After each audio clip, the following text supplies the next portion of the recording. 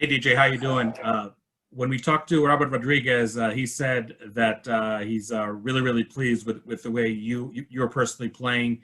Can you talk about your development? What in specific do you feel you have progressed the most since last year, or maybe even since spring practice? hmm I'm doing good. Just mainly with my development as a player, just understanding that I have power behind me. I can use my legs and just keep my feet moving. And he's really honed in and tuned in on me and just using my power, using my hands, controlling the person in front of me, and then use my athleticism. So that's really what I just really been working on. So in my player development. Jacob. DJ, as somebody who's been at ASU for a number of years now, and as somebody who's been able to observe different offensive schemes come through Tempe and had to practice against them, what can you say are the biggest differences and the strengths of this offense that Coach Zach Hill is running and how you've observed it as a defensive player? He does a lot of shifts and a lot of, stuff like that try to confuse people. But for the most part, just lining up fast and just playing fast, having us to make sure that we keep up with them. So that's really about it. Ray. Hey DJ, TJ talked to us about your tremendous strides since last year and also how you're someone he tries to imitate and look up to. Have you taken on a leadership role this year that's perhaps bigger than last year? I would say I just do what I have to do. I don't really I don't know. It's weird. I just try to come in every day, just do what I have to do. I don't talk much. I'm very quiet. So I just come in, just whatever coach tells me to do, I just try to do my best at that. And if I fail, then just move on to the next play. And then when it comes back around, just do my best. So in that aspect, I would say in that way. So. Trevor. Hey DJ, coaches have talked about Anthony as a guy that's done really well in preseason camp and can provide versatility kind of at 3 technique where he was in the spring and then at end now.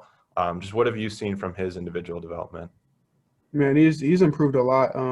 Just with his hands, his leverage, he can bend, and just he's so athletic and so quick that he just can defeat people just with his speed alone. And once he just gets his technique down and his eyes in the right place and his hands, he's just almost unstoppable.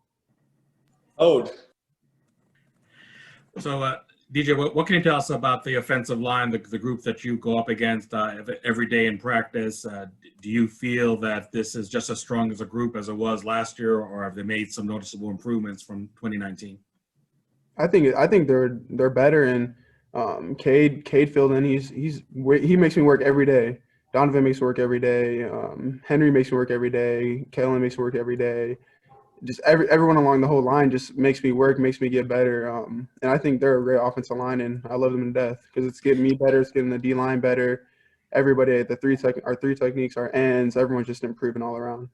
And just as a follow-up question, how cool is it you being a local player going against Cade Cote, a local player every day in practice? It's pretty cool. I mean, I didn't really play against them in high school, but just being 2 local people is just an awesome thing to kind of hold, I would say, because we're both from Arizona. So. Mark.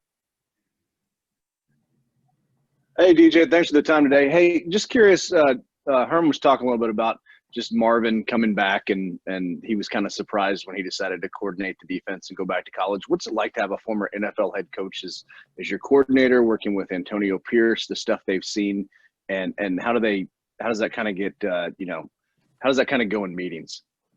He knows so much. We can ask him any question, and he's there to help us. He's there to give us the knowledge to be successful in the field.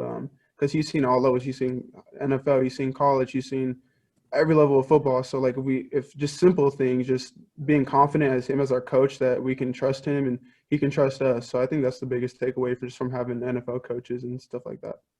Jeff. Appreciate it. Can you go into a little more about this power that they're trying to bring out in you versus your athleticism? Because Rodriguez talked about that too. How is that actually happening? Just taking control of the man in front of me. Because last year, when I got off the ball, sometimes I'd peek in the backfield and not necessarily defeat the man in front of me. But this year, he's really honing on me, just making sure when I shoot my hands, I'm shooting my hands on my man, defeating him, and just let the ball come to me rather than me trying to force making plays. and just keep my feet moving through the person rather than flipping my hips around them and drifting off to the side, just going through that person. That's kind of what he talks about when he says about power. Jacob. Is that something that you thought maybe I've got to be like more athletic, try to get around guys rather than just, sort of physically beating them? Is that a transition for you? I wouldn't say it's necessarily a transition because I've always done it here and there, but now I have to do it every play or else I won't be successful in this type of defense. Because that's what he wants. He wants to use our power and then use our athleticism once I beat him in front of me. Jacob. For your role specifically, what do you view as the biggest differences between what you were asked to do last year versus what you're being asked to do now?